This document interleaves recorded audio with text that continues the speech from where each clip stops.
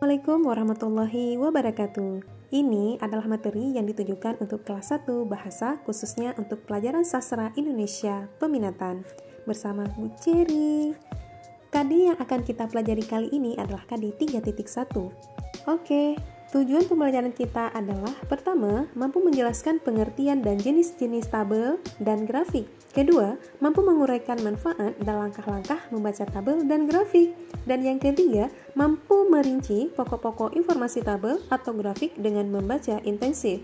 Menafsirkan adalah menangkap maksud, arti, atau makna. Menafsirkan tabel atau grafik artinya menangkap maksud, informasi, atau makna yang terdapat dalam tabel dan grafik. Oke, kita lanjut.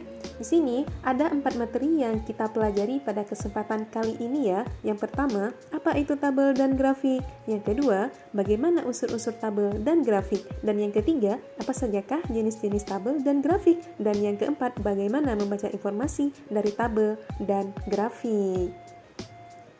Apa itu tabel dan grafik?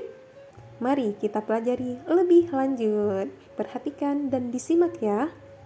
Oke. Tabel merupakan daftar yang berisi data informasi berupa kata-kata atau bilangan yang disusun secara bersistem urut ke bawah dalam lajur dan deret tertentu dengan garis pembatas sehingga dapat dengan mudah disimak. Sedangkan grafik adalah penyajian tentang informasi suatu keadaan yang divisualisasikan melalui gambar atau garis pasang dan surut. Next, unsur-unsur tabel dan grafik. Coba cermati tabel berikut.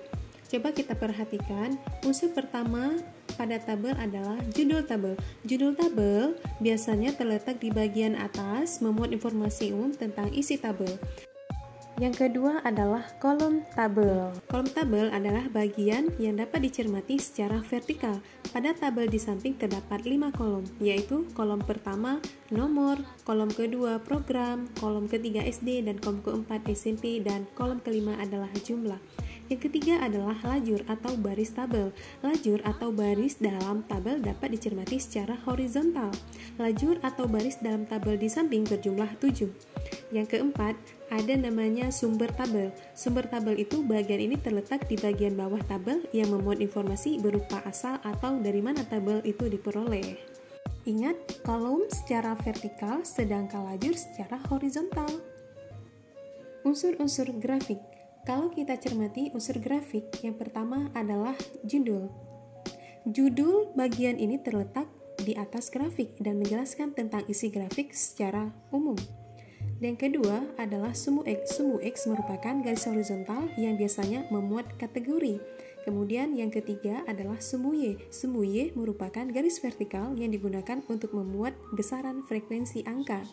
Dan kemudian ada garis atau batang. Garis atau batang digunakan untuk menjelaskan pergerakan data yang terjadi pada sumbu X dan sumbu Y. Dan yang kelima adalah legenda. Legenda ini adalah bagian untuk menunjukkan kategori pada data yang disajikan. Keterangan di samping menunjukkan titik berwarna merah menunjukkan terkonfirmasi, titik berwarna hijau menunjukkan pulih, dan titik berwarna ungu menunjukkan meninggal. Selanjutnya, yang keenam adalah sumber. Sumber bagian ini terletak di bagian bawah grafik yang memuat informasi berupa asal atau dari mana grafik diperoleh.